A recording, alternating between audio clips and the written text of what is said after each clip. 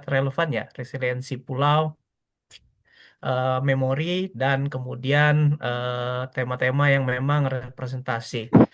Dan saya ingin mengambil satu kata terkait memori ya, resiliensi pulau jelas, tapi saya ingin memiliki satu kata yang jarang sekali diucapkan sebenarnya idiom ini adalah eh, memori pulau ya, Island Memory.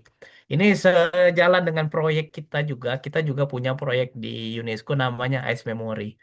Jadi eh, Pulau Banda sebenarnya memang menyimpan banyak sejarah yang menurut saya perlu dikuak dan dikenalkan secara lebih dalam. Banyak yang tidak tahu di situ terjadi transaksi apa ya, transaksi penjualan pertukaran pulau antara Pulau Rum dan Pulau New Amsterdam yang sekarang jadi New York. Nah, itu nggak jauh dari pulau di Banda Neira itu. Betapa pentingnya Banda Neira itu pada waktu itu menjadi sangat strategis karena jalur perdagangan dan juga perdagangan rempah khususnya pala. Itu yang menurut saya kenapa penguatan Island Memory ini menjadi sangat penting. Tidak hanya sejarah historis, tapi juga tokoh-tokoh bangsa banyak melahirkan ide-ide besar. Hatta banyak melahirkan Syahrir juga pernah bermukim di Banda Neira, dan ini banyak menginspirasi teman-teman kita untuk lebih tahu sih apa sih yang ada di Banda Neira. Karena saya ahli vulkanologi Pak Kasman, jadi yang jelas saya bisa sampaikan kalau di Banda Neira itu pulaunya pulau vulkanik ya. Nah, itu satu. Dan Siap, kemudian Mas. banyak terumbu karang karena ekosistem-ekosistem vulkanik kemudian membuat proses apa ya pembentukan genesis terumbu karang itu menjadi sangat cantik sekali karena waktu itu terjadi proses pengangkatan juga, proses tektonisme sehingga ada beberapa segmen di Pulau Banda Neira itu yang isinya kars, jadi batuan gamping. Karena pengangkatan lapisan perairan dangkal ke permukaan. Sehingga beberapa wilayah di Banda Neira itu pasirnya ada Menarik warna ini. hitam, ada juga yang warna putih. Itu yang menurut saya secara morfologi pulau ya. Dan itu yang menurut saya teman-teman juga harus paham.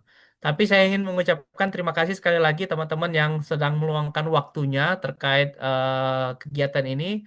Saya harap Pak Kasman dan Mbak Mita, saya titip teman-teman PPID KM Merauke nanti yang akan mengabdi ke Banda Neira, apapun kondisinya, apapun treatmentnya, tolong Pak Kasman dibantu dan kalaupun dimarahin nggak apa-apa Pak. Kalau sedikit-sedikit agak dablek nggak apa-apa Pak. Biasa ini kan karena teman-teman kan sekolah di Eropa ya, Amerika Eropa banyak dan banyak sekali yang kami ingin sampaikan banyak yang harus belajar. Kami juga banyak belajar dari dari orang-orang Banda, apa yang bisa kami pelajari dan kami juga apa yang bisa kami bantu untuk memberikan informasi atau memberikan exposure ya terkait Banda Neira ini secara lebih luas sehingga ini menjadi salah satu tidak hanya orang datang ke Banda Neira terkait wisata tapi Island Memory yang saya sampaikan tadi yang menurut saya nilai historisnya sangat kuat ya dan disinilah yang menurut saya teman-teman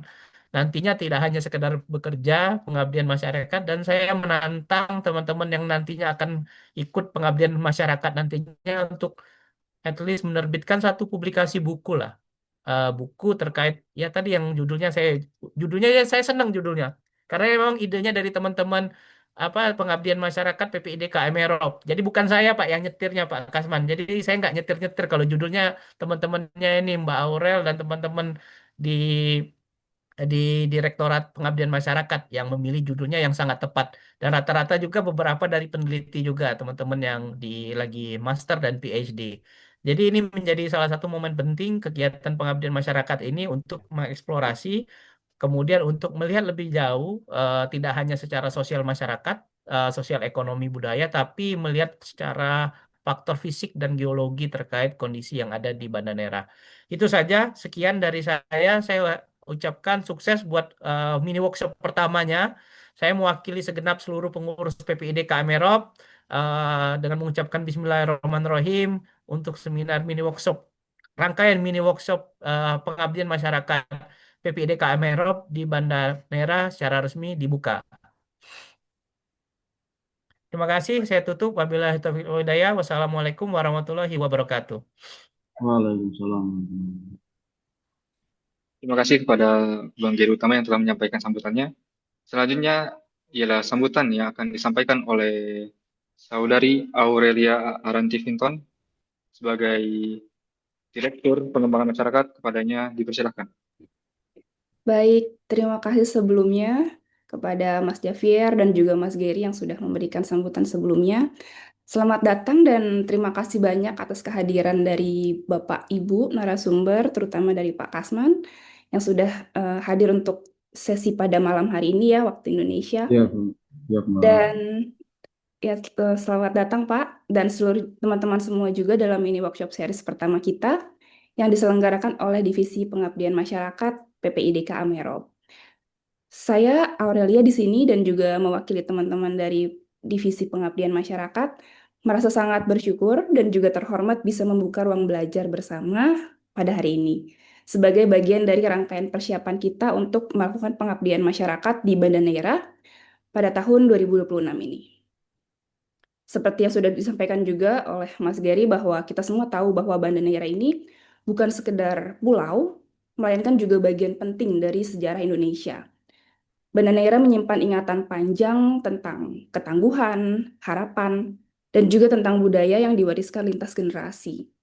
Jadi ketika kita berbicara tentang island resilience, culture memory, dan juga community empowerment, kita tidak sedang membahas konsep abstrak, tapi juga realitas yang hidup yang kita alami, yang kita jaga, dan terus kita negosiasikan dengan masyarakat di setiap harinya. Jadi mini workshop ini merupakan rangkaian pertama kita yang kita rancang sebagai ruang transfer pengetahuan yang bukan hanya satu arah, tapi juga melainkan ruang refleksi untuk kita dapat memahami lebih lagi tentang Banda Neira itu sendiri. Jadi di sini kita belajar untuk mendengarkan sebelum kita akan bertindak nantinya di bulan Juli dan juga Agustus 2026. Juga kita akan memahami sebelum kita merancang dan juga berjalan bersama. Sehingga kita bukan datang sebagai pihak yang membantu, tapi sebagai mitra yang tumbuh dan belajar bersama dengan komunitas. Persiapan pengabdian ini menuntut kita untuk peka terhadap konteks lokal, untuk menghormati memori budaya, serta juga menyadari bahwa pemberdayaan sejati itu lahir dari proses yang berkelanjutan.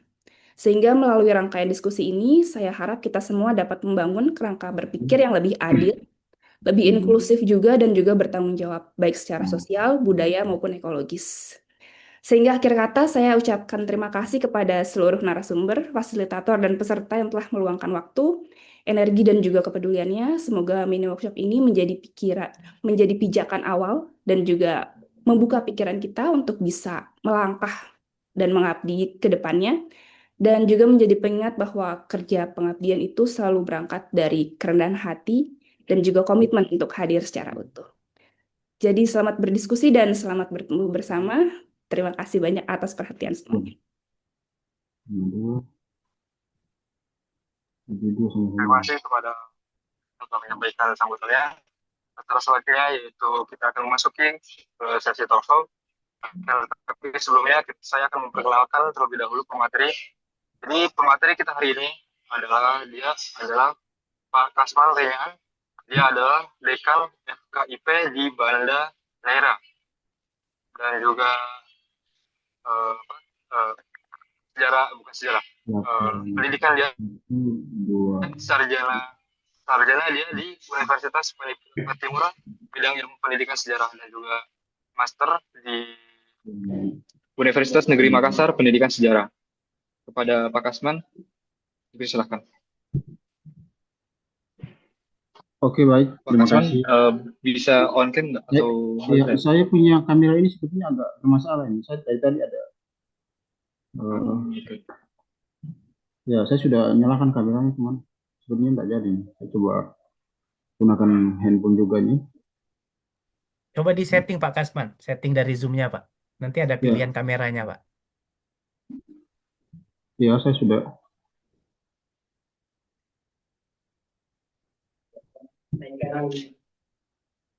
Mana ya?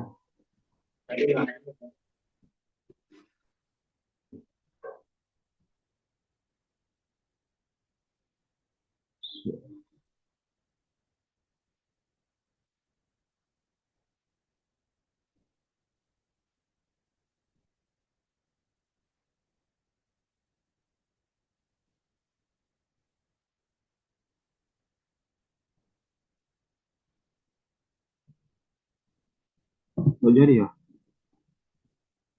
Belum ada kameranya, belum keluar.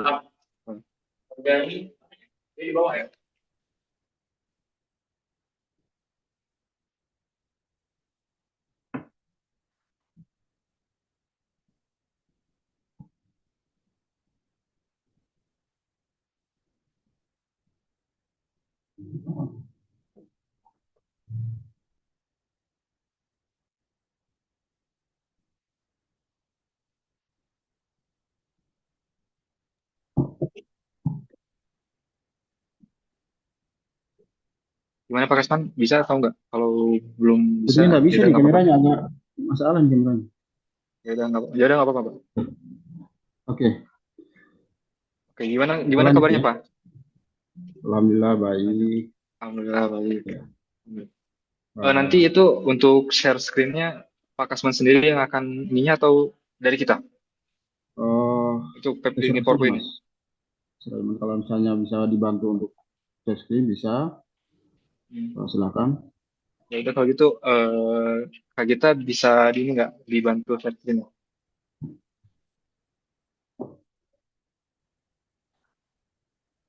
Dan saya menyiapkan kamera dulu nih, kamera handphone saya nggak jadi.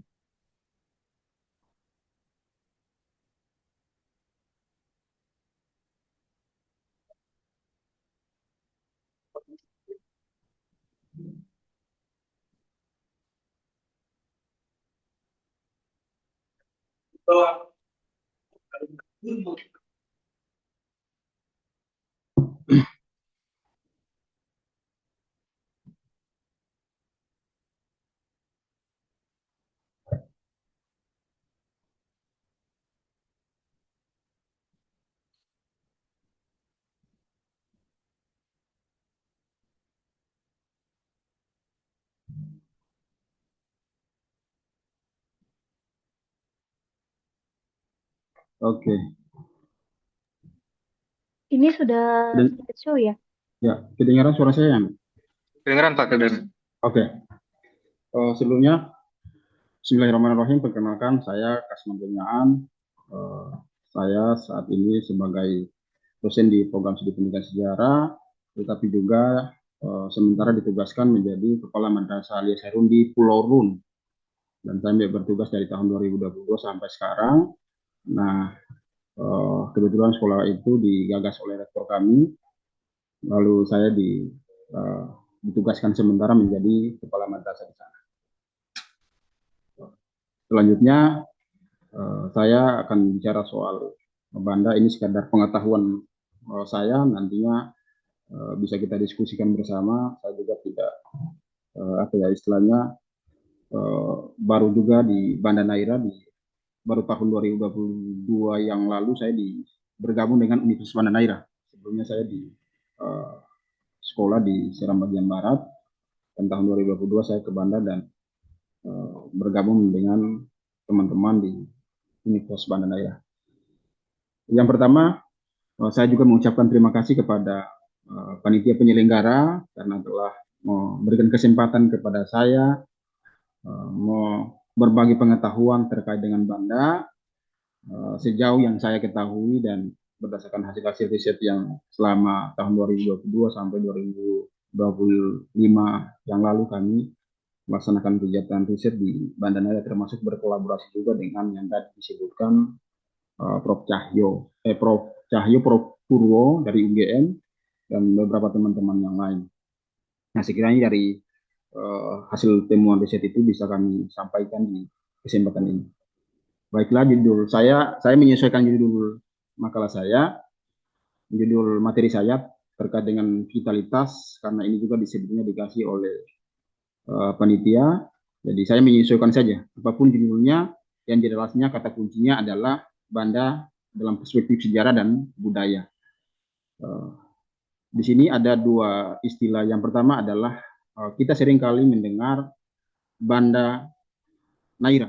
Jadi ada dua penamaan di sini, dan ini punya dasar histori mengapa sampai disebut Banda dan kenapa sampai disebut Banda Naira. Nah, jadi ada orang-orang sekarang sering menyebut Banda itu langsung dengan istilah Nairanya. Padahal Banda Naira itu dua dua pulau yang berbeda. Ada Pulau Banda yang sekarang disebut dengan Kecamatan Kepulauan Banda, dan ada Pulau Naira.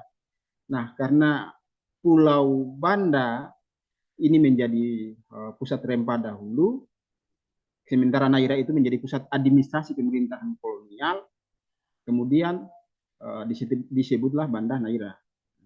Dulunya di dalam sumber-sumber kolonial, misalnya catatannya Tom Pires, Antonio Galvao, dan kemudian sumber-sumber kolonial yang lain tidak pernah menyebut Banda secara utuh seperti sekarang, misalnya Banda Naira, tapi sering disebut Banda saja, Banda, tidak ada kata Nairanya. Nah, istilah Banda sendiri juga kemudian ditemukan di dalam naskah-naskah kuno, misalnya naskah Negara Kartagama karya Empu Prapanca itu yang menceritakan tentang Majapahit, juga ada istilah Banda yang disebutnya dengan nama Wandan. Nah, Wandan ini sampai sekarang hidup di dalam memori kolektif orang Banda asli yang berdiaspora di Kepulauan Kei Maluku Tenggara, yang sekarang membentuk kelompok Banda Eli dan Banda Elat.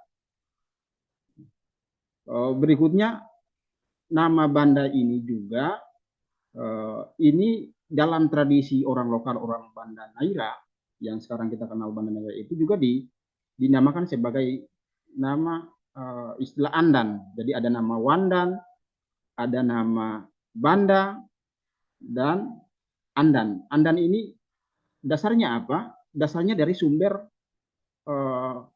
lokal, salah satunya sumber yang ditemukan di dalam Hikayat Tanah Lontor. Nah, teman-teman nanti akan sepertinya Hikayat Tanah Lontor itu sudah diterjemahkan ke dalam bahasa Indonesia yang bisa dimengerti. Itu kemarin baru didatangkan dari Museum Belanda dan didatangkan langsung ke Lontor. Nah, di dalam naskah Hikayat Lontor itu tertulis Banda itu disebut dengan Andan. Nah, jadi ada 3 nama. Nama yang pertama tadi Banda, itu biasanya ditemukan di dalam sumber-sumber kolonial. Sementara Banda, Wandan itu ditemukan di sumber-sumber lokal, salah satunya tadi Negara Kartagama karya Empu Prapanca itu, dan Andan itu ada di dalam naskah lokal Hikayat Tanah Lontor. Jadi 3 nama yang disebutkan untuk menyebut Banda. Berikutnya Naira. Naira tadi istilah pemerintahan kolonial karena di Pulau Naira itu ada menjadi pusat pemerintahan administrasi VOC, maka disebutlah Banda Naira. Jadi ada penyatuan nama. Nah, mengapa Banda itu punya dari sisi nama punya kekayaan yang luar biasa? Karena dia punya satu komoditas endemik yang menurut Tom Pires abad ke-16 itu tidak ditemukan di tempat lain. Hanya ada di Banda, di dunia ini hanya ada di Banda. Nah, makanya ini yang mendorong orang-orang Eropa melakukan penjelajahan dunia, lalu kemudian Portugis yang pertama menaklukkan Malaka, lalu datanglah ke Banda. Nah, jadi kalau bicara tentang sejarah Banda ini sebetulnya sejarah yang cukup kaya, dan kalau kita bicara sejarah Banda, dan hampir dijumpai bukti tidak hanya cerita sejarahnya secara tertulis, secara lisan, tetapi ada bukti bendanya. Jadi ada bukti benda yang menjadi kekayaan budaya warisan sejarah ada di Banda. Misalnya pulau penghasil Banda, pulau-pulau kecil di Banda Naira itu terdiri dari kurang lebih 15 pulau. Ada yang berpenghuni dan ada yang tidak berpenghuni. Misalnya yang ini adalah Pulau Run. Di dalam Pulau Run ini juga terdapat tumbuhan pala. Jadi setiap pulau-pulau kecil yang tidak punya sumber mata air seperti di Pulau Ai itu ditumbuhi tanaman pala, tanaman endemik pala. Nah, di masa lalu kata sejarawan Tom Pires bilang bahwa pulau-pulau di Banda itu pulau penghasil rempah, salah satunya Pulau Banda, kemudian Pulau Naira, ini Pulau Banda, ini Pulau Naira, Ronzigin ini satu pulau di bagian timur, kemudian Pulau Ai ada di sini, itu yang menghasilkan pala, termasuk Pulau Naira. Sementara Pulau Nailaka, kata Tom Pires dulu itu penghasil sagu, meskipun pulau ini kecil, kalau dilihat dari sekarang itu mungkin tidak masuk logika karena tidak ada tumbuhan sagu sana. Tapi dahulu itu pernah ditulis oleh Teman Pires, ada tumbuhan sagu yang menjadi komoditas pangan lokal di Banda Neira. Berikutnya ada Pulau Gunung Api. Nah, Gunung Api Banda bisa dilihat di internet dan sebagainya itu. Kemudian ada Pulau Sahri. Nah, ini juga punya cerita sendiri. Kenapa sampai disebut Pulau Sahri yang sebelumnya namanya Pulau Pisang. Yang sekarang juga berpenghuni. Dulunya belum berpenghuni. Kemudian ada Pulau Manukang, Pulau Batu Kapal, Pulau Karaka juga tidak berpenghuni, tapi punya kekayaan prasejarah. Ali Akbar dan kawan-kawan dalam melakukan riset beberapa bulan yang lalu itu menemukan ada potensi peradaban awal orang Banda di sana. Itu satu pulau di sini. Ini pulau kecil yang ini.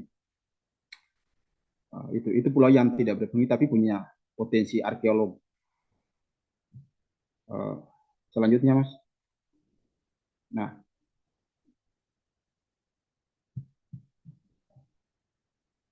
oke. Boleh next slide. Berikutnya, ya. Berikutnya ini ada satu gambar. Saya tampilkan ini pala. Teman-teman bisa lihat, mungkin sudah pernah lihat, tapi ini pala yang biasa yang diperdagangkan itu yang kulit warna merahnya ini, dan ada satu isinya di dalam. Nah, itu yang dikeringkan. Sementara kulit luarnya itu yang sekarang menjadi satu komoditas yang dibuat manisan, namanya manisan pala. Nah, di masa lalu bunga pala dan buah pala ini, kulit jalannya ini, itu punya daya tarik yang luar biasa, yang kemudian mendorong orang Eropa, Asia, dan pedagang-pedagang Melayu di Nusantara itu datang ke Banda. Jadi Banda kemudian menjadi ruang perjumpaan budaya dari berbagai suku bangsa di dunia, termasuk Eropa, Cina, kemudian Cina, Arab, Melayu itu berbondong-bondong datang ke Banda karena mencari tanaman pala ini. Dalam beberapa sumber-sumber sejarah disebutkan bahwa rempah Banda itu telah digunakan oleh orang Cina sejak abad ke-3 Masehi, di masa dinasti Han. Itu sudah digunakan oleh orang-orang Cina. Itu sumber-sumber sejarah. Nah, sumber ini kemudian diperkuat dengan temuan arkeolog yang dilakukan oleh Peter Lape dan teman-temannya, termasuk tahun 2024 kemarin juga melakukan ekskavasi di Banda Neira. Ditemukan ada keramik di masa dinasti Sung dan dinasti Ming. Nah, di masa dinasti Ming ini ditemukan keramik yang mengindikasikan ada hubungan dagang antara orang Cina dengan orang Banda. Jadi orang Banda itu punya pergaulan internasional sejak dulu. Sudah terjadi sejak abad ke-3, kemudian abad ke-14 sampai abad ke-16 oleh VOC. Nah, itu hasil temuan arkeolog yang dilakukan oleh Peter Lape, yang membuktikan bahwa cerita tentang masuknya Cina di Banda Neira itu tidak hanya cerita sumber tertulis, tetapi juga ada bukti arkeologinya. Selanjutnya bisa di. Nah, penguasa pulau ini menjadi satu cerita yang menarik, yang kemudian sekarang membentuk tradisi negeri adat di Banda Neira yang berasal dari cerita ini. Di abad ke-16 itu, awal abad ke-16, pulau-pulau ini sebelum datangnya orang Eropa itu dikuasai oleh 4 raja. Yang pertama Lebetaka, yang kedua Siragon, Wair, dan Rosingin. Nah, penduduknya kira-kira 2-3 ribu jiwa dan belum memiliki pertahanan yang kuat. Nah, ini sumber kolonial catatannya Tom Pires pada abad ke-16 bahwa penduduk di Pulau Banda dahulu itu sekitar 2-3 ribu jiwa, sehingga tidak memiliki pertahanan yang kuat. Antara tahun 1590 sampai 1592, Lebetaka sebagai penguasa Pulau Neira kemudian membentuk kelompok yang disebut dengan kelompok Ulisiwa dan Ulima. Nah, Ulisiwa ini sekarang dijalankan oleh tradisi kampung adat di Banda Neira. Nah, dan hampir semua dikenal di Maluku itu ada kelompok Ulisiwa dan Ulima. Kalau di Maluku Tengah namanya Patasiwa dan Patalima. Kelompok-kelompok inilah yang kemudian menjadi penguasa di Kepulauan Banda, yang dahulu sering bertikai, kemudian bersatu, dan seterusnya. Nah, misalnya kelompok Uli 5 itu penguasa Pulau Naira, ini Pulau Naira. Kemudian Rosejin itu penguasa Pulau Hatta yang sekarang dari pulau ini. Selanjutnya Lontor itu di bagian sini. Jadi ada beberapa pulau-pulau kecil itu dikuasai oleh raja ini. Raja namanya Lebetaka. Nah, tradisi Lebetaka inilah yang hidup di dalam tradisi adat orang Banda yang saat ini dilaksanakan di beberapa kampung-kampung adat Banda. Jadi Banda itu ada beberapa kampung adat yang melaksanakan tradisi adat karena dari cerita tentang terbentuknya penguasaan pulau-pulau di Banda Neira, pulau-pulau kecil yang jauh sebelum orang Eropa itu datang. Gitu. Oke, lanjut Mas. Selanjutnya. Nah, ketika kekuasaan raja itu melemah karena seringkali ada pertikaian di antara para raja itu, maka muncul satu kelompok namanya orang kaya. Jadi orang kaya ini dia satu aliansi kelompok dagang yang membentuk dewan yang disebut dengan Ortatang. Nah, kemudian keturunan raja tetap berperan penting dalam pengaturan rempah, tetapi mereka tidak punya kekuasaan, atau lebih tepatnya kekuasaan mereka tidak melebihi kekuasaan orang kaya. Jadi kelompok orang kaya ini adalah kelompok para pedagang yang bersatu dengan orang-orang Banda yang kemudian menyingkirkan yang tadi raja yang disebutkan awal tadi, Raja Wetaka dan keturunannya. Nah, pengaruh orang kaya itu apa? Ini sebagaimana ditulis sejarawan pendiri kampus kami juga, namanya Pak Usman Talib, dia sejarawan. Dia bahwa kelompok orang kaya ini kemudian menjadi kelompok yang menguasai perdagangan rempah di Banda. Jadi karena di Banda tidak punya pertahanan seperti kerajaan Ternate, Tidore, Makassar, Buton dan sebagainya itu, maka kelompok raja ini mulai melemah dan kemudian bandar perdagangan rempah itu dikuasai oleh orang kaya. Nah, di saat inilah di abad ke-16 muncul Portugis sebagai orang Eropa pertama yang datang di Banda Neira. Di tahun 1527 itu mereka mendirikan satu benteng ini, Benteng Nassau. Itu awal Portugis datang ke Banda Neira untuk mendudukan kekuasaan mereka. Tetapi karena kehadiran Portugis ini juga menjadi ancaman bagi orang-orang Banda yang tadi menyatu dengan orang kaya, kemudian dengan raja-raja. Mereka tidak ingin bahwa tanah Banda itu dikuasai oleh orang luar, salah satunya orang Eropa. Mereka ingin Banda itu terbuka, siapa saja bisa datang dan siapa saja bisa berdagang. Tapi karena orang Eropa punya kepentingan, selain berdagang juga menguasai, maka mereka mendirikan Benteng Nassau. Tapi ini mendapat perlawanan, sehingga kemudian Portugis tersingkir dari Banda Neira dan dia ke Ternate, kemudian membangun benteng pertahanan di Ambon dan Ternate. Dia tidak sampai seperti Belanda. Oke, selanjutnya.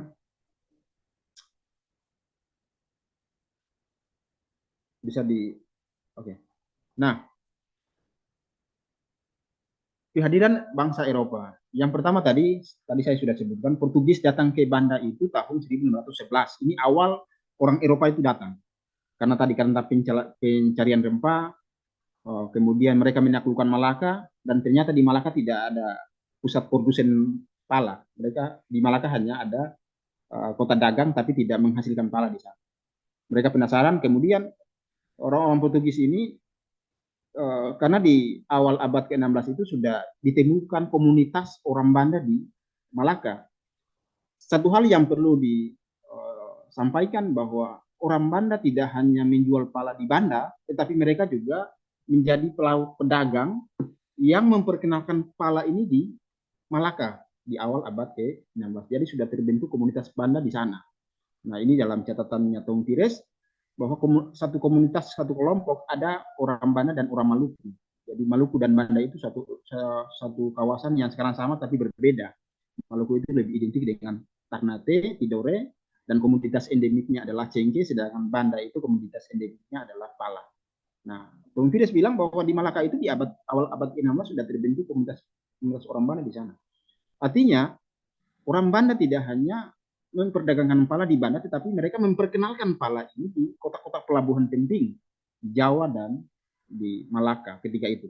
Nah, itulah sebabnya orang-orang Portugis yang penasaran dengan Banda, kemudian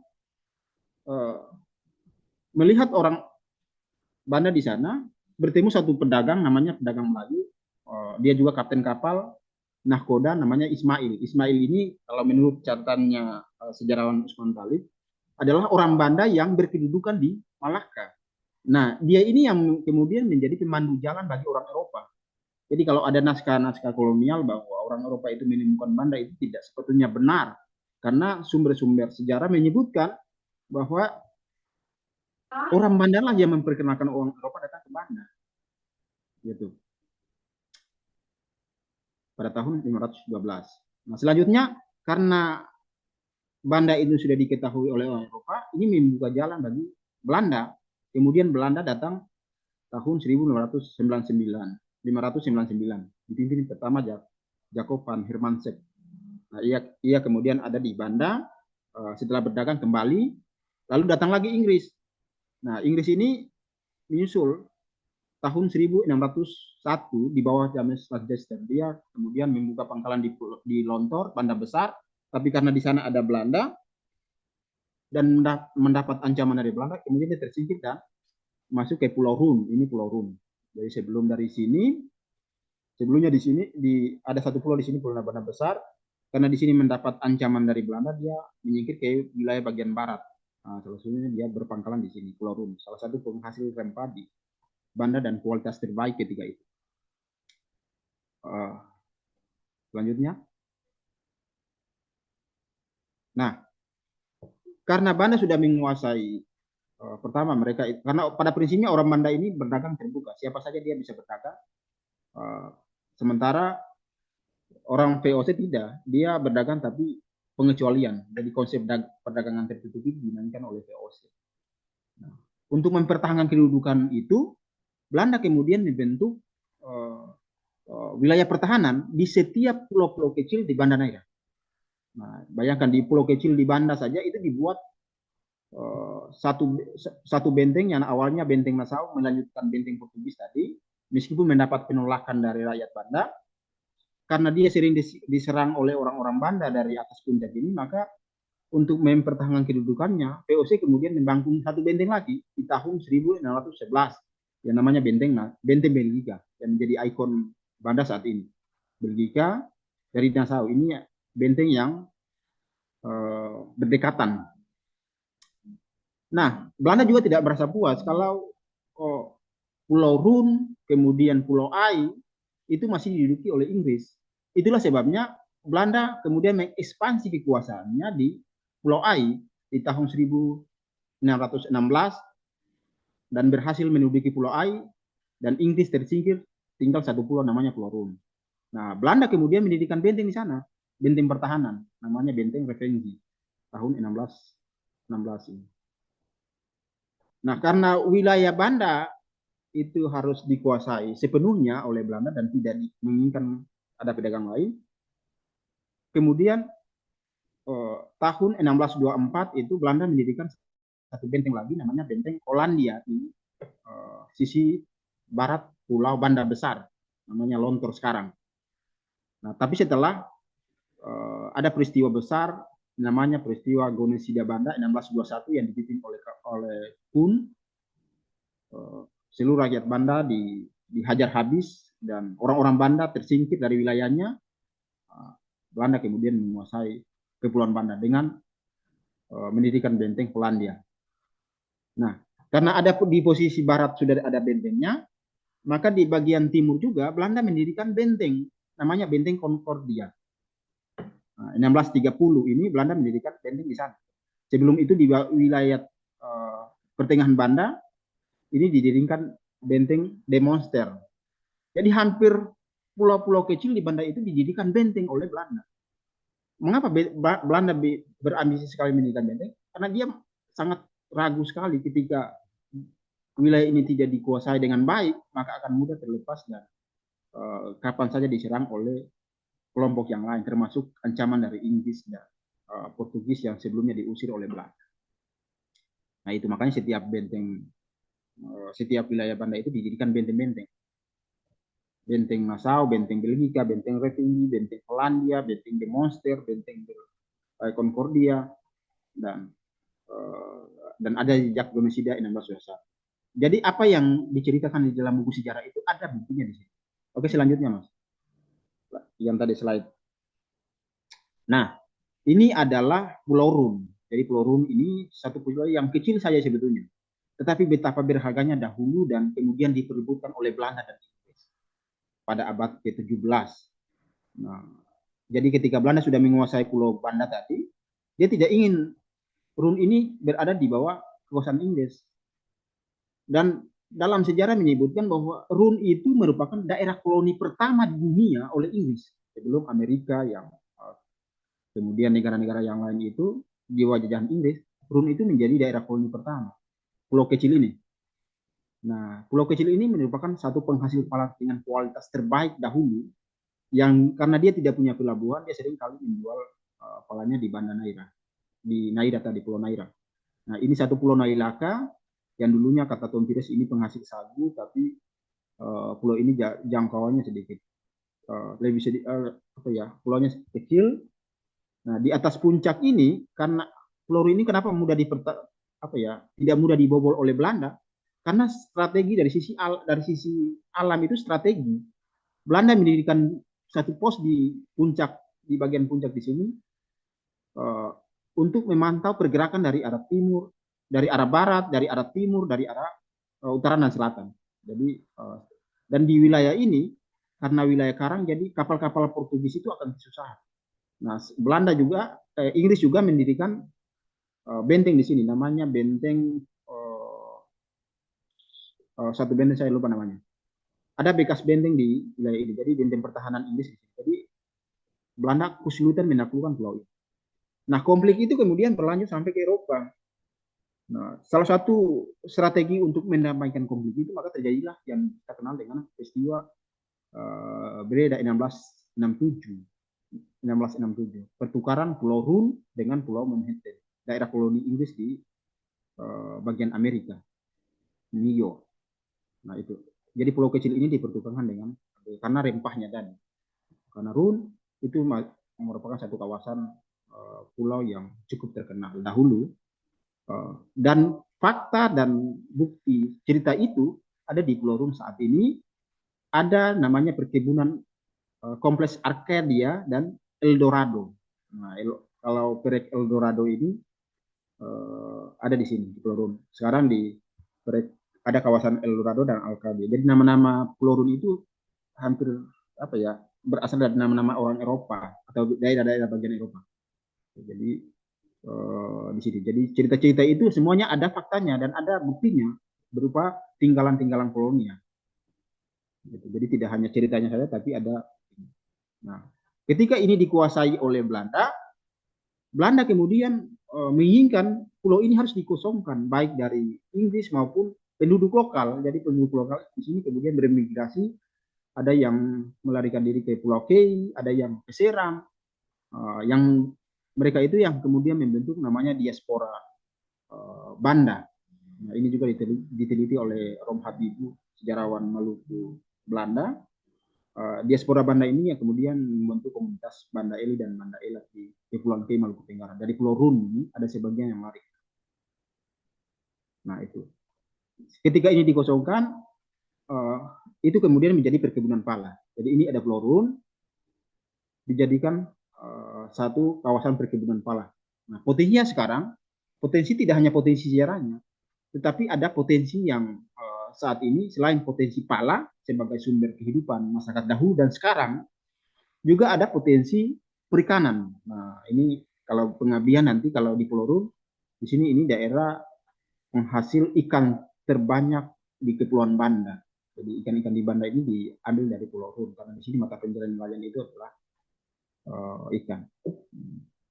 Pulau Ai yang tadi kekuasaan Inggris Pulau Run, kemudian Pulau Ai, tapi Pulau Ai disingkirkan, Inggris tersingkir lari ke Pulau Run.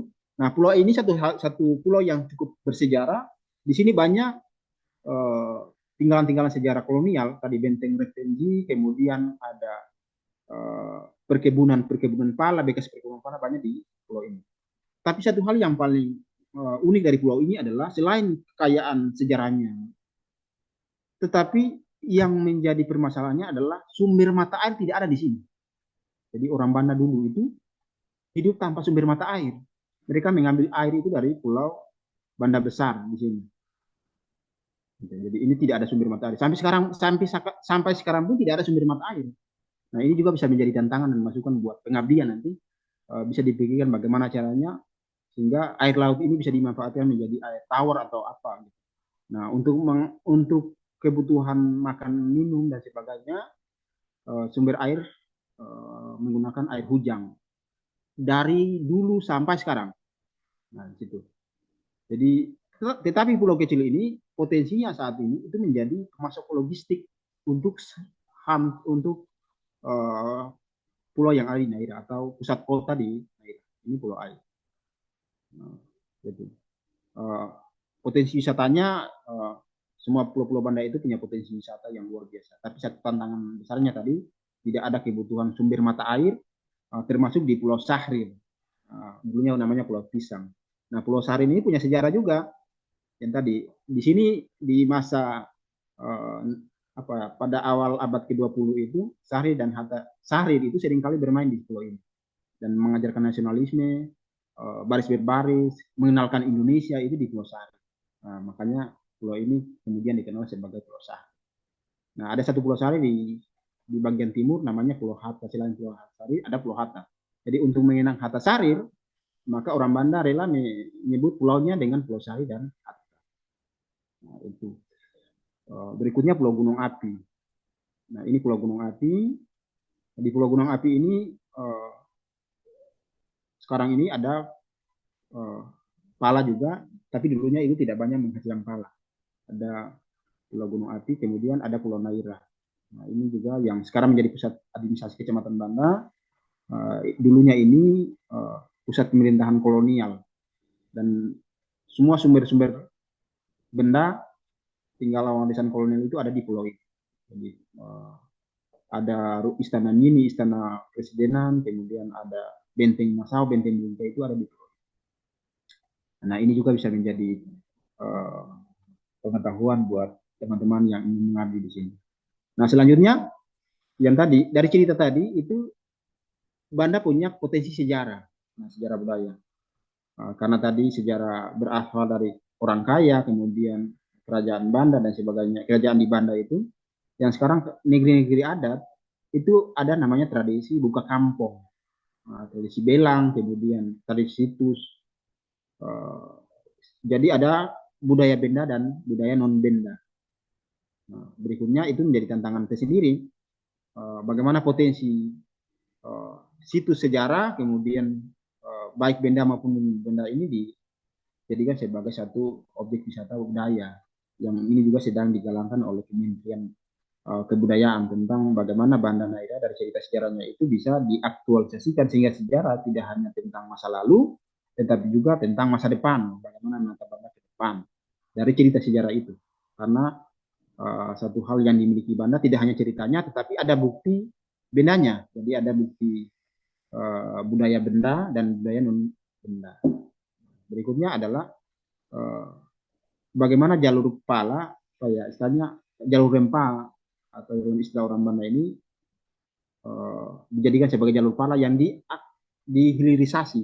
Kalau konsepnya itu bagaimana pala ini dihilirisasi sehingga dia punya produk turunan. Jadi ada tadi palanya yang kalau dulunya orang-orang Eropa sering menggunakan pala untuk penyedap rasa, untuk parfum, untuk kosmetik dan sebagainya. Cerita-cerita itu bagaimana diaktualisasikan dalam konsep kekinian sehingga setidaknya bisa diambil pengalamannya sehingga Banda dengan kekayaan rempahnya bisa menghasilkan ekonomi kreatif dari pala, hilirisasi pala istilahnya. Jadi tidak lagi ada di tempat lain, misalnya kosmetik dari pala atau kuliner dari pala dan sebagainya. Berikutnya adalah soal pengembangan Banda ke depan adalah soal pendidikan. Nah, ini menjadi tantangan tersendiri sebetulnya. di pulau-pulau kecil di Banda, di Pulau Run, yang dulunya punya nama besar, tapi pendidikannya, lembaga pendidikannya sampai sekarang juga masih miris. Itu. Selanjutnya ada Pulau Karaka. Ini cukup. Oke, selanjutnya Mas, yang tadi slide. Nah, warisan budaya tadi, selain warisan budaya Benda, ada juga warisan budaya non Benda. Jadi cerita sejarah dan cerita kehidupan orang-orang Banda tadi itu kemudian membentuk budaya Banda saat ini. Jadi budaya buka kamp, budaya tadi ada Ulisiwa Ulima tadi, budaya dahulu, kelompok Ulisiwa itu yang kemudian membentuk cerita warisan budaya Banda, warisan budaya Banda non Benda. Misalnya tadi tradisi buka kampung, ini tradisi buka kampung, kampung-kampung adat yang punya warisan masa lalu dahulu sering melakukan kegiatan yang namanya buka kampung. Buka kampung ini sering dilaksanakan ketika pada musim-musim tertentu, ada pada ketika ada kunjungan wisatawan, sering kali negeri-negeri ini membuka kegiatan namanya buka kampung. Nah, selain itu ada tradisi cakalele. Nah, ini tradisi yang diambil dari kisah-kisah orang dahulu tadi ketika kelompok Ulisiwa dan Ulima sering bertikai, berperang. Sebelum berperang itu mereka melaksanakan kegiatan cakalele. Jadi cakalele itu kan sebagai penyemangat agar mereka bisa punya keberanian untuk berperang.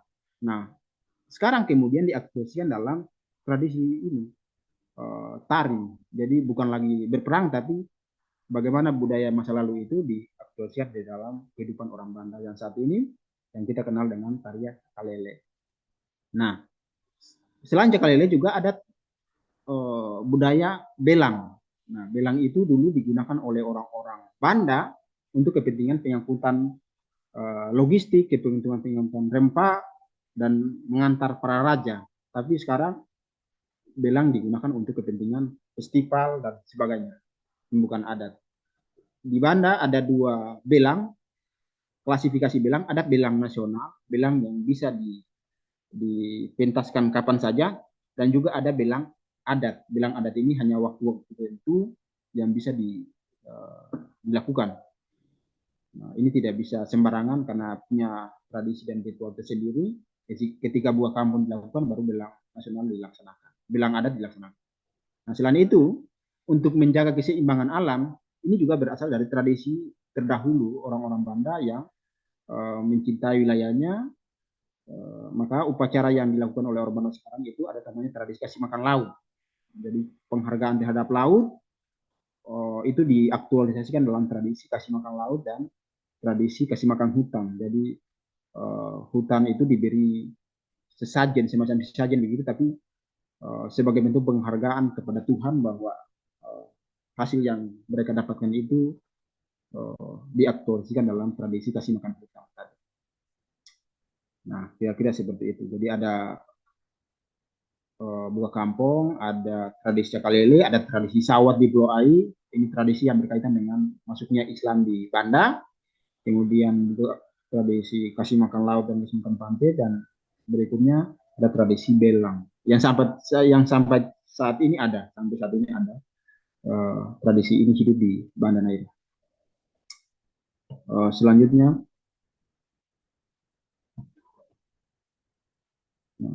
nah berikutnya di Banda itu yang tadi jejak pengasingan kaum pergerakan itu di awal abad ke-19, kemudian awal abad ke-20, jauh sebelum tokoh-tokoh nasionalis seperti Cipto Mangkusumo, Iwakusuma Sumantri, Hatta, Syahrir diasingkan, itu tokoh-tokoh syarikat Islam sudah lebih dulu diasingkan di Banda.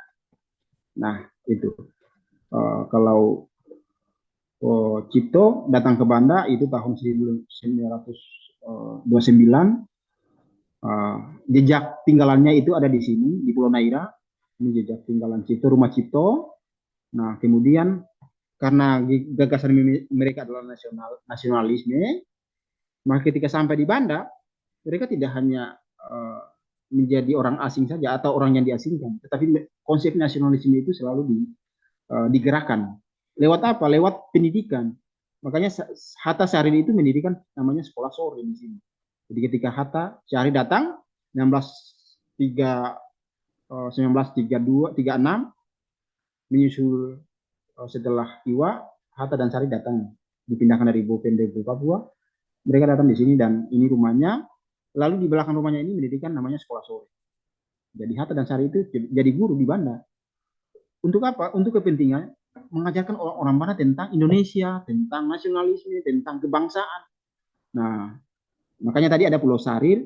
Sari sering mengajak orang-orang Banda karena anak-anak Banda untuk menghindari pengaruh kolonial, mereka ke Pulau Kecil tadi, Pulau Sari, dan di sana mereka mengajar tentang Indonesia, sejarah Indonesia, baris bebas dan sebagainya. Pada prinsipnya, bagaimana menumbuhkan kesadaran nasional tentang Indonesia. Jadi memperkenalkan Indonesia itu dari Banda.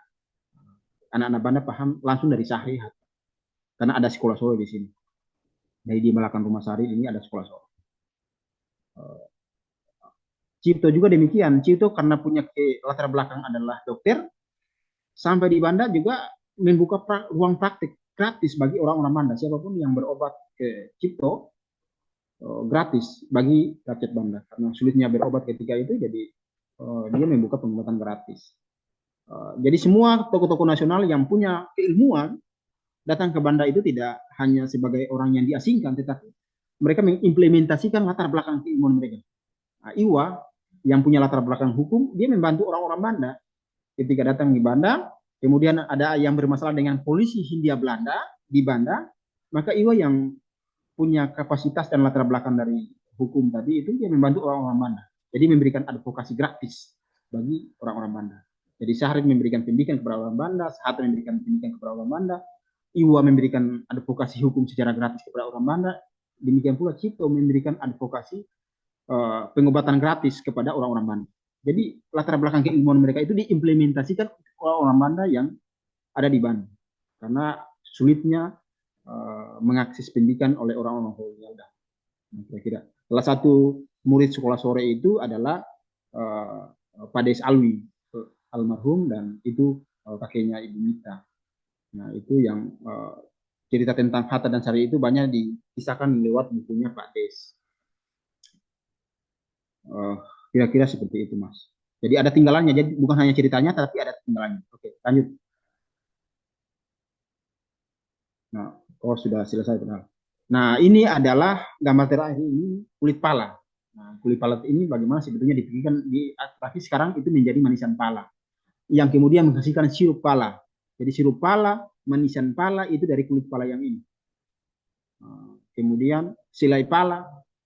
Nah, jadi paling tidak teman-teman yang nantinya mengabdi ke Banda memikirkan bagaimana caranya supaya pala yang dulunya bisa dimanfaatkan untuk kepentingan kebutuhan manusia, sekiranya itu bisa digunakan oleh orang-orang dunia.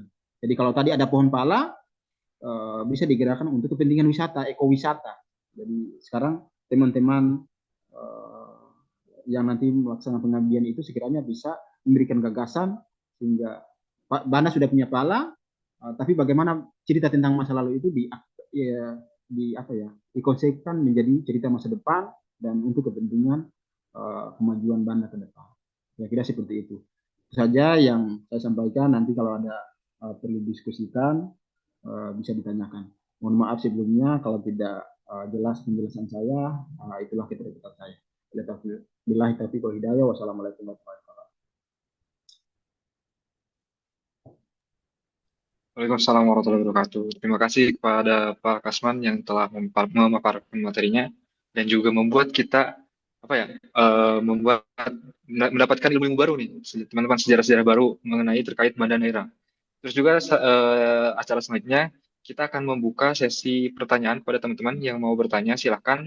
Tapi sebelumnya teman-teman silahkan boleh raise hand terlebih dahulu sebelum bertanya. Terus jika telah dipersilahkan, silahkan bisa membuka mikrofonnya. Oke, teman-teman, ada yang ingin bertanya kah? Kita buka 3 pertanyaan terlebih dahulu.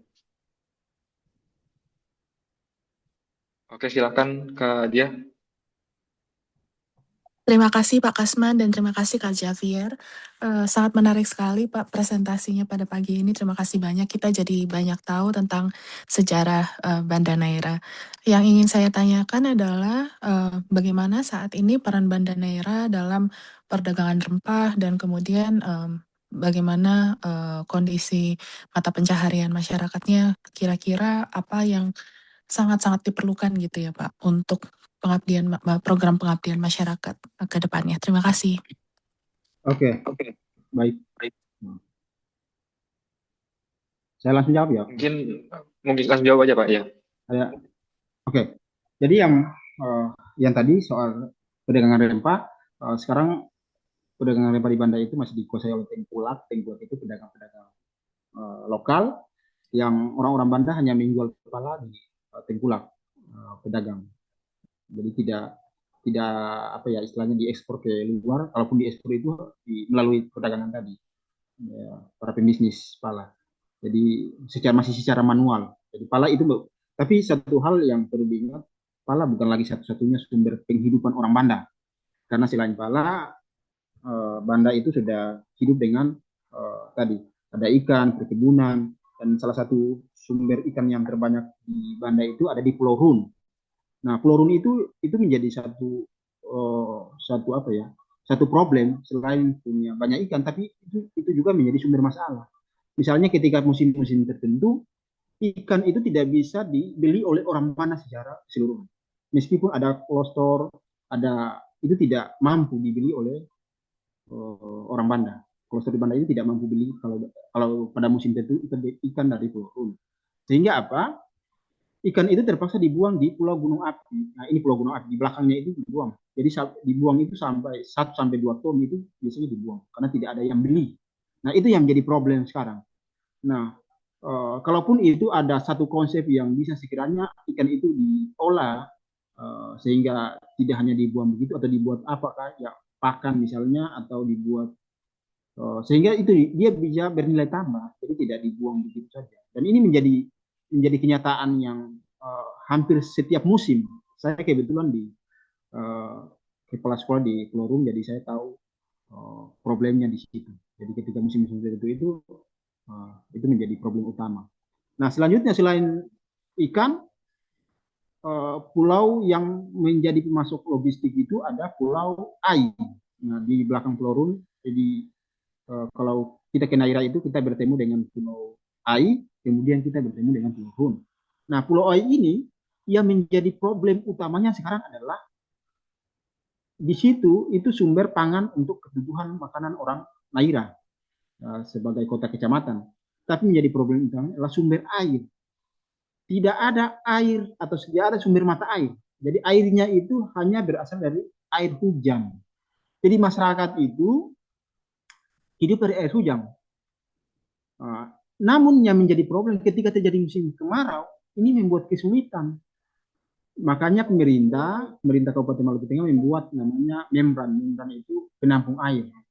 Tapi problemnya adalah air itu kalau sudah terlalu lama, itu kalau kemudian tidak mengalir, itu apa ya? Dari sisi kesehatan tidak menjamin begitu, kotor dan sebagainya, sehingga berpengaruh terhadap kesehatan warga. Nah, sampai saat ini belum terpecahkan bagaimana sekiranya itu dibuat sehingga layak dikonsumsi oleh masyarakat. Jadi air tada hujan yang bisa ditampung untuk 1 tahun, 1 tahun itu sekiranya bisa layak dipakai. Karena sampai sekarang ini problem besarnya adalah air, sumber air yang tidak ada di Pulau Ai, termasuk Pulau Sahrir yang tidak ada sumber mata air. Semuanya berasal dari sumber tada hujan. Nah, itu menjadi problem. Padahal daerah itu juga daerah wisata, daerah yang saat ini menjadi daerah wisata Pulau Ai, dan juga menjadi kebutuhan masyarakat. Nah, berikutnya sumber kehidupan di pulau itu tidak hanya ikan, tidak hanya pala, tetapi juga ada kenari. Nah, di Pulau Banda ini menariknya rempahnya selain ada pala juga ada kenari. Nah, problemnya kenari ini bukan menjadi satu belum menjadi satu komoditas yang sekiranya punya nilai tambah lebih kalaupun ada dijual itu hanya juga tidak banyak begitu, hanya kebutuhan ya tidak seperti pala lah. Padahal ini juga menjadi sumber penghasilan masyarakat. Nah, bagaimana ini apa ya, sekiranya bisa ada nilai tambah dari situ. Jadi pala sekiranya bisa punya nilai tambah, bisa dalam bentuk komoditas atau apa saja yang sekiranya punya nilai tambah, sehingga bisa menambah penghasilan dan ekonomi masyarakat Banda. Karena orang Banda itu hidup dari situ, dari pala, dari ikan. Nah sekarang ada wisatawan, tapi kan wisatawan terbatas untuk artinya tidak diakses untuk semua orang, hanya yang punya bisnis pariwisata dan sebagainya. Nah, itu kira-kira. Jadi problem utamanya soal tadi ikan di Pulau Rune, kemudian sumber mata air dan sejenisnya. Oke, begitu kira-kira yang saya sampaikan. Oke, mungkin kita ke pertanyaan yang kedua. Kalau ada Bang Andit, kan boleh dibuka nih. Baik, terima kasih moderator. Pertama-tama perkenalkan nama saya Andi Taufan. Saya juga tetangga dari Pak Kasman ini. Saya sebenarnya adalah dosen juga Pak, dosen di Politeknik Perikanan Negeri. Jadi virtual dengan Banda Neira itu kayak tetangga, tapi saudara tapi tetangga. Sekaligus tetangga. Ketika kita mau ke Tual itu pasti wajib melewati Banda Neira. Jadi saya sudah berapa kali transit lah. Kalau tinggal belum pernah sih mengekspor Pulau Banda Neira, tapi kalau singgah untuk transit ya pasti. Jadi saya betul sekali tadi yang diucapkan oleh Pak Kasman ini tentang Banda Neira. Banda Neira itu adalah salah satu kearifan lokal yang paling sebenarnya kurang dieksplor ya Pak. Kalau Pak Kasman bilang kurang hambatan-hambatan, memang orang pulau begitu Pak. Kesulitan air karena airnya payau. Kita mau bor air, ternyata airnya asin. Ya, begitu Pak Toh. Kemudian ikan itu sampai limit decay. Kalau nelayan menangkap ikan banyak Pak. Kita tidak pernah kekurangan ikan, cuma menjualnya lagi karena kekurangan ini. Jadi ketika ikan itu nggak kayak kurang storage, itu kita buang kembali ke laut, ikan mati. Karena kita mau nampung di mana? Ikannya kan kita tidak punya apa kayak storage itu pabrik es itu untuk menampung ikan. Nah, pembeli juga kurang, jadi pembeli kita itu hanya beberapa saja. Nah, tapi yang menjadi saya belum tidak tahu lah, tapi saya memang tertarik tentang kearifan lokal. Menurut Pak Kasman ini kehidupan sosial ekonomi masyarakat sana kan mayoritas adalah nelayan. Nah, apakah ada di daerah Banda Neira itu semacam kayak sasi Pak? Sasi itu kayak sasi laut untuk melindungi habitat laut di sana. Mungkin Pak Kasman bisa ceritakan karena saya juga nggak tahu kalau di IK itu nggak tahu lah. Tapi kalau maksudnya kalau di Banda Neira saya nggak tahu tapi biasanya kan kearifan lokal ada sasi laut. Apakah ada di daerah Banda Neira Pak Kasman? Mungkin bisa diinfokan. Terima kasih Pak Kasman. Oke, baik Pak, saya langsung saja ya Mas, izin. Ini juga menarik sebetulnya, sasi ini satu kearifan lokal hampir dijumpai di negeri-negeri adat di Maluku. Sasi. Nah, sasi yang ada sekarang ini di Pulau Rune, dulunya itu ada sasi, tetapi sasi itu sudah tidak digunakan lagi. Misalnya, sasi tentang penangkapan ikan. Nah, untuk membendung laju ikan yang tadi yang penangkapan banyak, maka ada dulunya itu sering disepakati oleh warga pada musim tertentu kalau ikannya masih kecil jangan dulu ditangkap. Nah, ini kesepakatan sasi dibuat dalam bentuk adat. Tetapi problemnya sekarang sasi itu sudah tidak digunakan lagi karena masuknya teknologi penangkapan, misalnya tidak lagi menggunakan alat tangkap yang canggih sekarang ini, maka nelayan sudah tidak patuh terhadap itu. Jadi sekiranya ini mungkin diberikan masukan kepada perangkat-perangkat desa sehingga sasi ini bisa dihidupkan kembali. Jadi di Pulau Rune dulu ada sasi. Sekarang yang masih ada sasi, masih ada sedikit digunakan untuk sasi itu sasi lola saja. Sasi lola itu ada di Pulau Hatta. Nah, Pulau Hatta itu sekarang masih menerapkan sasi itu. Tapi menjadi problemnya hanya berlaku untuk lola saja. Sekarang yang menjadi masalah di Pulau Hatta adalah para wisata. Nah, problem masyarakat ini tuntutan masyarakat. Kami melaksanakan pengabdian kebetulan di Pulau Hata itu menjadi keluhan wisatawan. Ada sebagian wisatawan yang ditemukan itu apa ya, pantai Pulau Hata itu menjadi area privat begitu, yang sebelumnya bisa diakses kemudian menjadi area privat bagi wisatawan. Nah, ini juga menjadi problem sehingga orang mengakses satu pantai itu karena itu sudah privat, itu sudah dilarang oleh wisatawan di sana. Nah, itu yang ditemukan kami waktu pengabdian di Pulau Hatta. Nah, makanya waktu itu kami berkeinginan agar sanksi ini diterapkan begitu. Bukan hanya untuk lola tetapi juga untuk aturan-aturan adat yang lain. Nah, problem sekarang ini bagaimana sekiranya teman-teman bisa menggagas satu memberikan masukan kepada perangkat desa sekiranya ada satu aturan yang bersumber dari kearifan lokal. Nah, termasuk sasi tadi. Penggunaan sasi itu di Pulau Hatta digunakan hanya untuk kepentingan tadi, sasi lola. Yang lain itu sudah tidak ada lagi. Di Pulau Run juga demikian, dulunya pernah digunakan sasi, tapi sekarang sudah tidak lagi ada sasi. Kemarin di Pulau Ai juga digunakan sasi, tapi sasi hanya untuk kepentingan budaya saja, bukan penerapan secara apa ya, masuk di dalam peraturan desa atau apa, atau adat dan sebagainya. Karena negeri adat di Banda Neira ini apa ya, istilahnya berbeda dengan negeri adat di Maluku pada umumnya, karena mungkin problemnya di sini negeri adat sudah ada campuran berbagai suku bangsa jadi multi etnik, jadi adatnya itu tidak seperti yang dulu. Sekarang itu fleksibel, lebih fleksibel. Nah, istilahnya siapapun orang bisa menduduki posisi adat, termasuk bukan orang adat pun bisa jadi ada di posisi orang adat. Nah, tapi itulah adat Banda yang unik, yang berbeda dengan adat-adat yang lain. Jadi untuk sasi sampai sekarang juga masih ada, tapi sudah tidak banyak diterapkan di Pulau Rundan. Misalnya penangkapan ikan, kemudian di Pulau Hata ada sasi lola, tapi hanya lola saja. Sasi kearifan lokal yang lain itu tidak lagi ada seperti di Pulau Kei atau di pulau-pulau yang lain. Nah, kira-kira seperti itu. Saya kebetulan juga dari nenek kakek saya itu dari Pulau Kei. Ya, saya lihat marganya Bapak, Ya.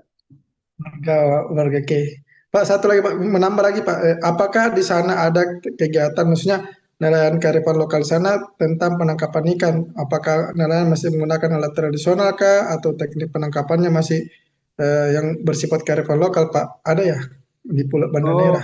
kalau sekarang ini sebetulnya lebih banyak ya apa ya, proses itu jaring jaring, misalnya di sini orang jaring Oh, dulu ya, bahasa perikanannya apa ya, jaring yang digunakan dengan mesin, jadi penangkapannya itu lebih tidak lagi Pak ya. tradisional. Kalaupun tradisional itu di wilayah pesisir itu bukan dilarang ya, tapi bisa merusak karang, karena kan Ya, Banda itu tapi punya mau salah orang satu keinginan adalah eh, karang, jadi itu ya, bukan dilarang tapi dijaga sehingga kalaupun ada yang buang jaring, ya paling tidak ada daerah karang, karena berkepentingan dengan pariwisata. Untuk penangkapan daerah penangkapan di sini ada daerah konservasi yang sudah ditetapkan oleh orang konservasi. Mungkin ini lebih bagus diskusinya juga dengan orang-orang perikanan yang lebih tahu soal itu. Nah, itu sudah diterapkan untuk daerah kawasan konservasi. Dia ada kawasan konservasi yang batas-batas mana yang ditangkap dan batas mana yang tidak boleh ditangkap. Itu sudah diatur di dalam konservasi kawasan laut Banda. Kira-kira begitu. Jadi untuk tradisional, untuk jaring yang sekiranya bisa merusak karang itu memang di sini secara tidak langsung sudah dilarang oleh tadi kawasan konservasi, orang-orang konservasi melarang karena berkaitan dengan karang. Demikian Pak Andi. terima kasih banyak Pak informasinya. Terima kasih Pak. Ya.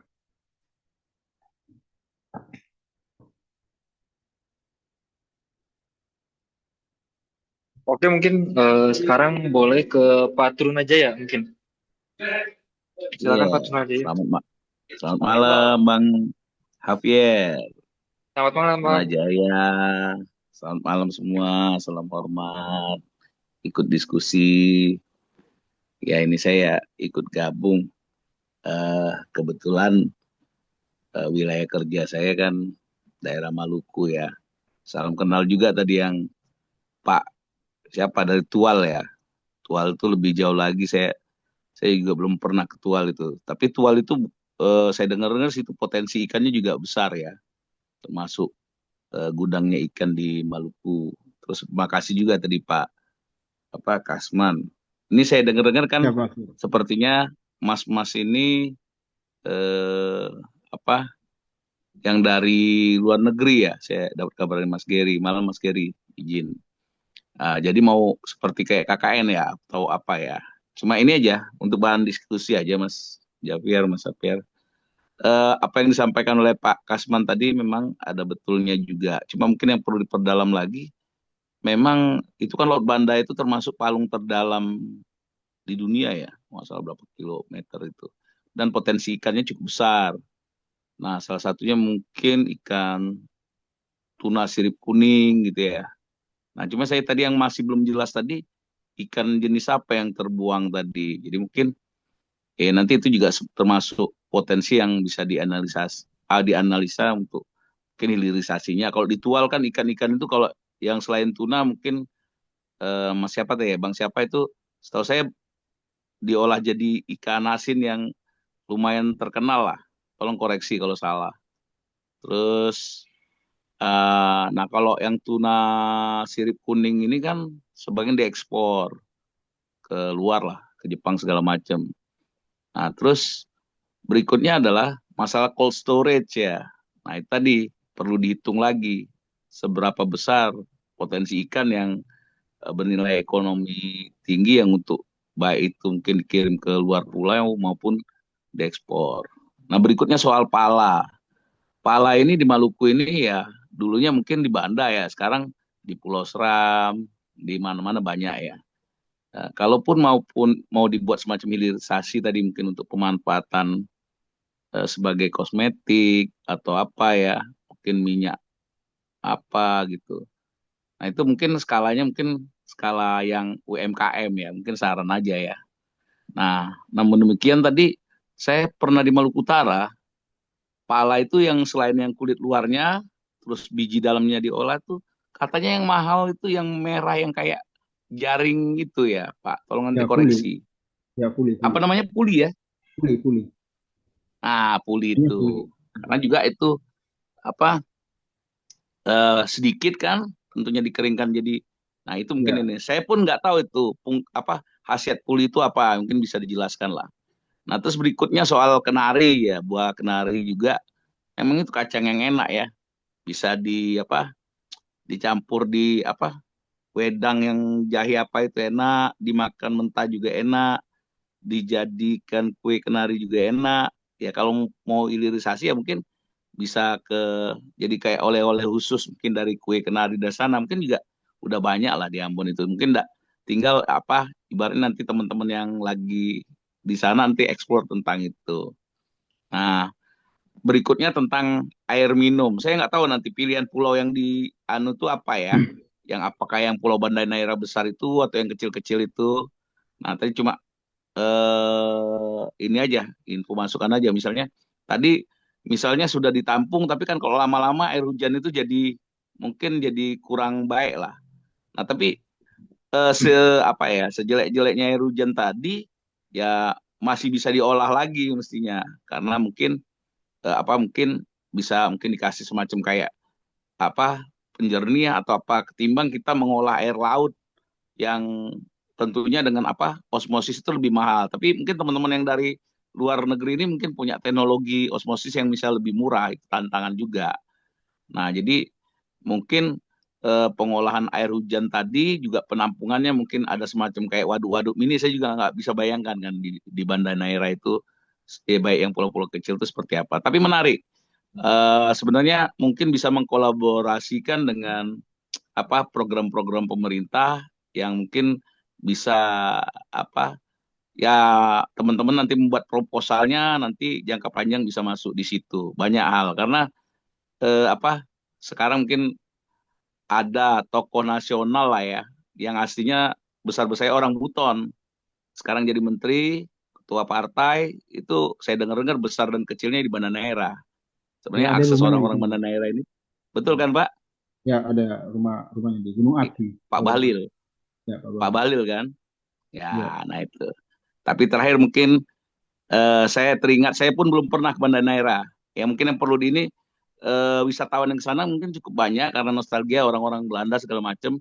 Yang dipikirkan tuh selain ini penerbangan yang ke sana yang belum ada karena mungkin lapangan terbang yang kecil, khusus. Nah mungkin itu jadi potensi karena juga ombak karena laut dalam ini ombak Neira ini kadang-kadang di bulan-bulan tertentu agak besar ya, Pak Kasman ya. ya. Nah itu Bu, sekarang yang perlu musim barat. diperhatikan. Ya musim barat itu. Satu kalimat yang mungkin tadi mungkin sudah disebutkan pesan Sultan Syahrir dan mungkin saya juga pengen itu. Jangan mati dulu sebelum ke Banda Neira. Itu ya Mas ya. Dan Ya, terakhir rombongan Mendagri kemarin berapa bulan yang lalu udah ke sana sih. Sebenarnya banyak potensi itu. Mungkin itu selamat malam. Mungkin agak banyak. Makasih. Assalamualaikum warahmatullahi wabarakatuh. Waalaikumsalam. Nah, itu tadi menarik sekali yang sudah diinformasikan itu eh, problem air minum. Nah, ini sebetulnya orang Banda ingin sekali punya produk air minum sendiri, Mas. Karena di Oh ya. Banda Besar itu banyak sumber mata air. Nah, tapi kita punya produk air minum lokal itu tidak ada. Nah, produk air minum lokal itu biasanya kita ambil dari Ambon, dari Jawa dan sebagainya kapal. Tapi menjadi keinginan sebetulnya buat orang Banda punya produk lokal sendiri. Salah satunya tadi air minum kemasan. Nah, berikutnya sumber air hujan tadi. Kalau di Pulau Ai tadi itu ada membran, di Pulau Rune juga ada membran. Membran itu penampung hujan. Uh, tapi tadi dalam jangka waktu 1, 2, 3 bulan itu sudah keruh. Jadi kalau kita konsumsi mentah itu tidak layak istilahnya. Ini bisa dipikirkan bagaimana solusinya. Nah, berikutnya adalah uh, daya tarik wisata Pala itu tidak hanya kuliner saja, tapi agrowisata ini yang menjadi potensi peminat wisatawan. Nah, salah satunya agrowisata. Di Banda Neira itu agrowisata itu baru 3 dibentuk oleh orang-orang lokal di sini. Ya, anak-anak muda lah, anak-anak muda kreatif yang membentuk kawasan perkebunan pala itu menjadi potensi agrowisata. Tapi ada beberapa pulau, misalnya Pulau Ai, Pulau Run, padahal itu kawasan wisata, itu tidak ada agrowisata di sana. Makanya orang-orang wisatawan dari baik dari dalam maupun luar negeri itu sering hanya sampai ke bandar besar saja itu berwisata di sana. Padahal banyak sekali di hampir semua potensi pulau-pulau kecil itu punya potensi pala dan itu bisa menjadi satu konsep agrowisata dan ini bisa dikerjasamakan sebetulnya dengan orang-orang desa yang sekiranya butuh masukan dari perangkat desa. Nah itu ini juga menjadi tantangan kita apalagi kalau saya lihat postingannya Pak Menteri Fadlizon sudah memposting Banda melalui AI, padahal Banda itu lebih indah daripada sekedar gambar AI saja. Dia lebih unik. Nah ini bisa menjadi diskusi mungkin teman-teman yang punya jaringan ke sana bisa mendiskusikan tentang ini. Beberapa waktu yang lalu juga Menteri Agama sudah datang ke Banda, dia melihat potensi Banda itu menjadi katanya beliau itu Banda itu menjadi apa ya satu kota yang bisa menjadi konsep bisa mengembangkan konsep moderasi beragama karena di sini ini tidak mengenal mau Kristen mau Islam mau agama apa saja bagi orang Banda itu adalah orang Banda. Nah, ini juga menjadi pemicu apa ya istilahnya uh, apa ya ruang perdamaian karena Maluku itu kan punya sejarah kelam di masa lalu itu jadi Iya uh, betul.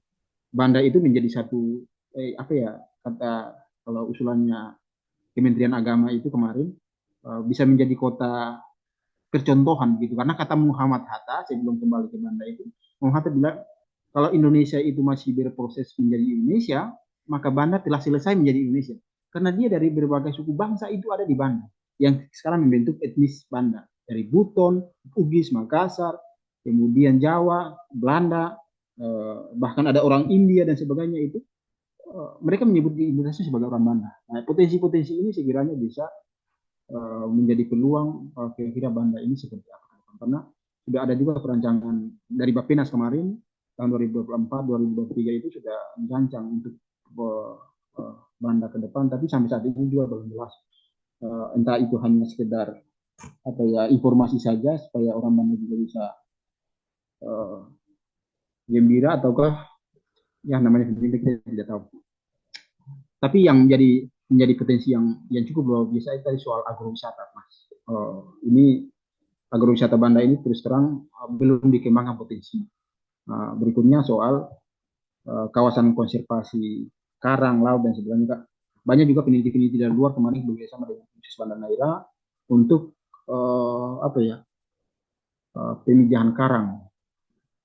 Jadi telur karang itu dipijah di sini, itu dari Jerman beberapa bulan yang lalu. Nah, itu jadi sekiranya potensi-potensi ini yang Banda butuh kolaborasi, butuh kerjasama. Karena Banda ini pertama jauh dari pusat kota, dari kota kecamatan, dari kota kabupaten maupun kota provinsi. Satu minggu itu baru satu kali kapal datang. Nah, ini problem utama adalah soal transportasi. Yang menjadi permasalahannya sekarang ini transportasi akses dari Ambon ke Banda, dari kota provinsi ke Banda Neira. Kalau pesawat udara itu jarang sekali, tapi untuk transportasi kapal dan sebagainya itu, ini yang menjadi problem yang belum terpecahkan sampai saat ini. Kita sudah diskusikan berapa lama, tapi belum terjawab soal aksesibilitas transportasi, karena wisatawan maupun pedagang dan sebagainya itu kesulitan, harus menunggu satu minggu baru. Kalau misalnya ke Banda itu datang ke Banda itu dia harus menunggu kapal balik dari Papua kemudian ke Banda, jadi lama sekali. Nah, ini yang menjadi Izin problem. Pak, itu karena dia pakai tol laut itu kan Pak, yang tadi ketual sampai Ya, Papua ya Pak ya. ya, ada Ya kapal setuju, peni izin juga diskusi masuk, Kak. dikit. Ya, Hah? kapal peni juga masuk, cuman kapal peni kan terjadwal Jarang. dia, jarang. Jadi hanya tol laut saja. Tol laut itu pun satu minggu atau 2 minggu lah jadwalnya, kadang-kadang 3 minggu tergantung cuaca juga. Jadi ini menjadi problem transportasi laut yang sekiranya membuat kesulitan bagi kami di masyarakat Banda. Sampai sekarang ini belum terpecahkan. Jadi problem transportasi ini menjadi problem utama dari sisi kemajuan pariwisata. Itu kira-kira, Mas. Itu sekedar informasi Ya, dari ya. saya. Setuju. Tambahin dikit ya diskusi. Jadi memang saya setuju itu potensi pariwisatanya besar, belum juga disebutkan tadi gini. Mungkin agak lupa. Itu katanya ada titik-titik spot untuk apa menyelam, snorkeling yang indah-indah yang karang-karang tadi ya Pak ya. Jadi selain agrowisata yang bisa dikembangkan, apalagi tadi saya dengarkan bahwa sebenarnya asalnya di Pulau Rum. Nah, mungkin sejarah itu yang diangkat. Tadi Pak Fadlizon sudah tertarik, terus Pak Menteri Agama Pak ini juga tertarik. Saya juga tahu beberapa sebulanan yang lalu ya, akhir-akhir Desember, pertengahan Desember atau November saya lupa. Pak Tito juga sudah ke sana dengan Ya, rombongan besarnya.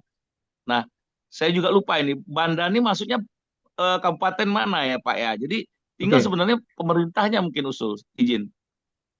oke, baik. Oh, sama satu lagi Pak, kalau yang Bappenas tadi untuk pariwisata itu bahasanya pemerintahan tuh kita harus punya rencana induk pariwisata.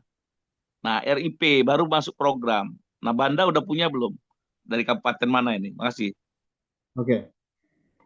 Jadi sekarang Banda itu kan masuk Kabupaten Maluku Tengah. Dan Maluku Tengah itu dimasuki jauh sekali. Nah, sekarang rancangannya Oh, Mas orang Banda, Sohi. Saya tahu ya Mas masuk. Sohi. Ya, ya oke. Jadi dan itu jauh sekali, Pulau yang Seram itu.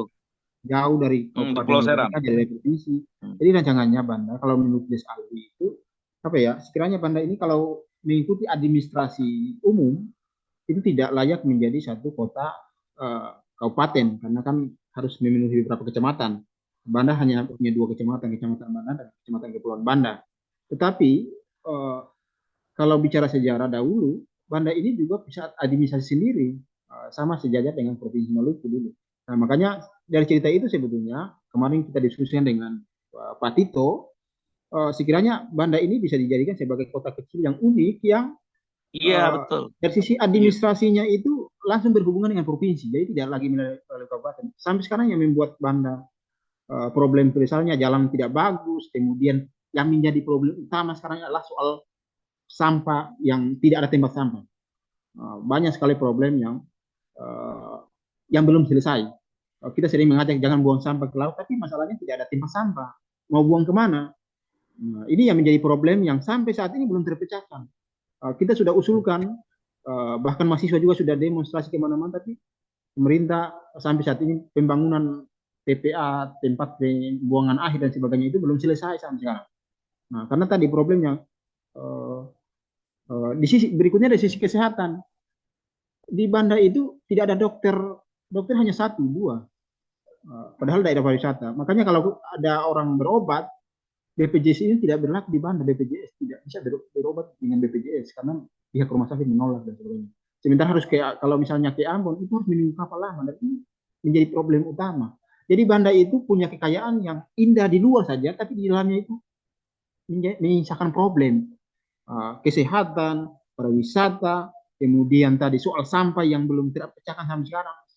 Sampah bertebar di mana-mana karena tadi tidak ada tempat pengolahan sampah atau tempat akhir pembuangan sampah. Belum selesai sampai sekarang.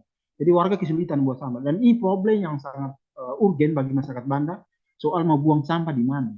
Nah, itu jadi sekiranya itu yang ada juga kemarin konsepnya bagaimana menciptakan tempat buang sampah atau membuat sampah ini sekira bisa diolah menjadi satu produk turunan apa gitu.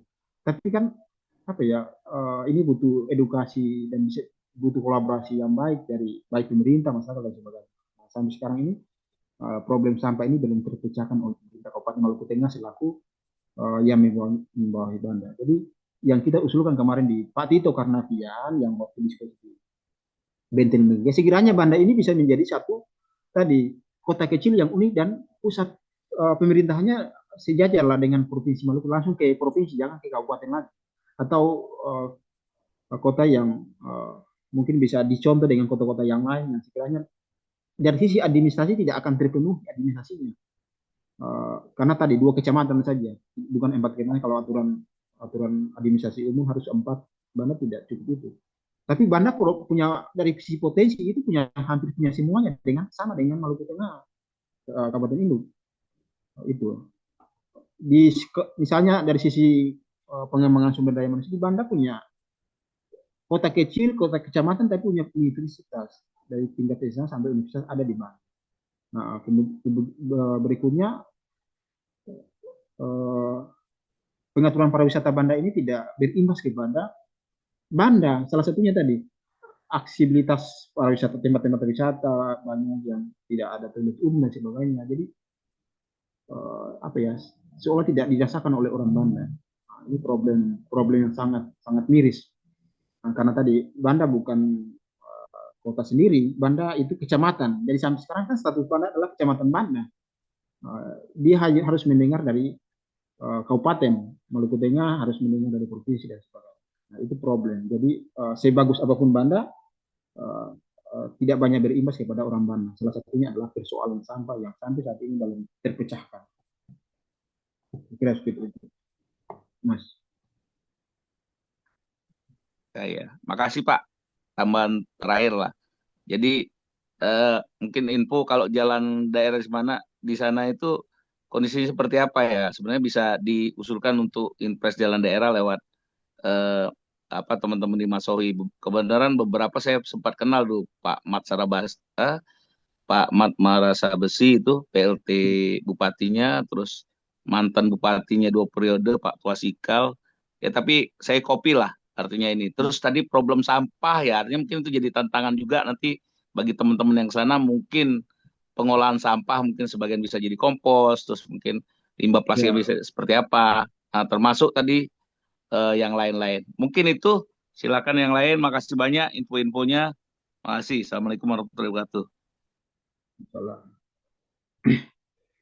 jadi problem jalan sekarang ini yang ada di lingkar Banda besar, kemudian di Pulau Naira juga jalannya masih rusak, ke tempat-tempat wisata itu masih rusak, ke rumah ke tempat wisata, ke rumah sakit itu masih jalannya masih rusak dan belum semulus jalan-jalan di tempat pariwisata yang lain.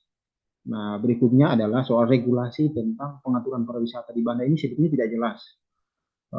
Tidak jelasnya apakah masuk di Kabupaten Maluku Tengah ataukah masuk di Banda ini yang apa ya menjadi problem. Nah, berikutnya adalah soal pengaturan pariwisata, wisatawan khususnya.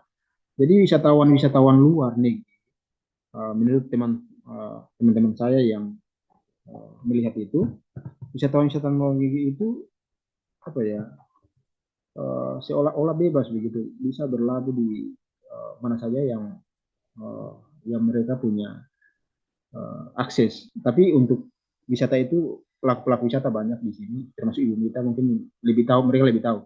Tapi ini menjadi problem soal regulasi tentang pariwisata. Sekiranya ini bisa diatur sehingga betul-betul pariwisata Banda itu berpihak kepada kepentingan orang Banda. Salah satunya mengatasi problem permasalahan di Banda, sampah, kemudian jalan, rumah sakit, daerah pariwisata, tapi rumah sakitnya itu masih apa ya, dokternya masih Belum hanya mendukung dua lah. saja. Nah, belum mendukung. Kalau orang berobat harus dirujuk ke Ambon karena tidak ada Nah, dokter. dirujuk ke Ambon, transportasinya Ya, enggak seminggu sementara sekali. kalau dirujuk ke Ambon Memang transportasinya itu kuncinya nih ada ferry khusus Pak kayaknya, mestinya. ya, Kalau kita mau tingkatkan ini izin. Lanjut Pak. itu menjadi problemnya transportasinya. Kalau orang melahirkan harus rujuk ke Ambon itu eh, berbahaya sekali, kecuali ada transportasi. Tapi kalau musim-musim tertentu kan tidak bisa. Kalau musim-musim barat, ombak dan sebagainya itu jadi problem juga. Jadi sekiranya ini bisa menjadi catatan bersama biar apa ya, pemerintah juga bisa melirik ini. Sebetulnya sudah dirancang di dalam peta Bappenas, itu sudah dirancang bagaimana Banda ini menjadi kota kecil yang unik. Tapi sampai sekarang belum belum kita belum tahu belum sampai di mana sebetulnya. Nah, makanya rancangan Bappenas kemarin itu uh, sampai sekarang belum ada tindak lanjutnya. Nah, ini kalau misalnya teman-teman punya akses ke sana bisa uh, didiskusikan dan ditindaklanjuti sekiranya itu bisa bermanfaat untuk kemajuan Banda ke depan, termasuk penetapan Banda sebagai kota kecil, kota pesisir, ya kota apalah, sehingga permasalahan-permasalahan Banda itu bisa terjawab. Kira-kira seperti itu. Kita cukupkan. Saya dengar juga sangat menarik sekali ya pembahasannya antara Pak Kasmal dengan Bang Jaya. Jadi, oh ya, teman-teman, sebelumnya untuk materi yang kedua belum bisa hadir dikarenakan apa, beliau tidak memiliki sinyal atau tidak ada internet di wilayahnya, mungkin jadi belum bisa hadir. Terus sebelum mengakhiri acara ini, bisa mungkin teman-teman kita open kamera bareng-bareng untuk dokumentasi. Kita foto bareng-bareng teman-teman. Bisa di open kameranya, kita foto bareng-bareng terlebih dahulu.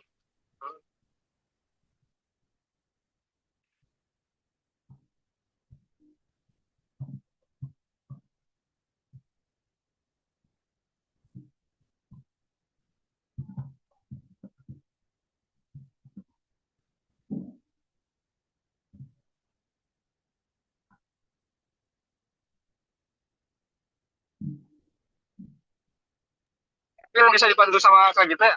Kak Gita. Oke, baik. Senyum semua. 3, 2, 1. Oke. Sekali lagi mungkin ya. Baik. 3, 2, 1. Terima kasih. Oke, makasih. Terima kasih, Pak. Ya, siap. Nanti kalau ke Banyak. Banda berkabar saja. Mudah-mudahan Ya, jangan betul. masuk Ya, lagi Pak sebelum Kasman. ke Banda. Iya, Pak. Terima kasih. Terima kasih semua yang hadir. Ya. Oh iya, daftar hadirnya boleh diisi biar di situ ada email bisa di.